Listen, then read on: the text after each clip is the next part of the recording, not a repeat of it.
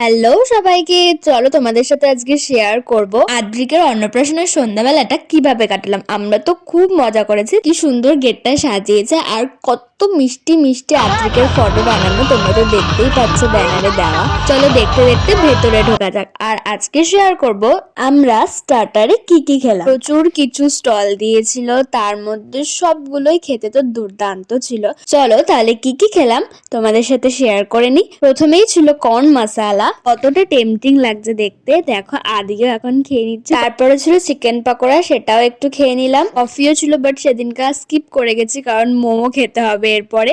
শীতের মধ্যে গরম গরম মোমো, উফ হেভি লাগছিল খেতে। মোমো কার কার ফেভারিট কমেন্ট জানিও। এরপরে ছিল ফুচকা, যেটা সবাই মিলে লাইনে দাঁড়িয়ে তো খাওয়াটা মাস্ট। বেশি খাইনি, বাট ফুচকা থাকবে আর সেটা খাবো না, সেটা তো হতেই পারে না। এরপরে তন্দুরি চা ছিল, যেটাও তো স্কিপ করে গেছে। তারপরে খেয়ে নিচ্ছিলাম একটু মক। এর কাটাটা নেক্সট পার্টে আসছে।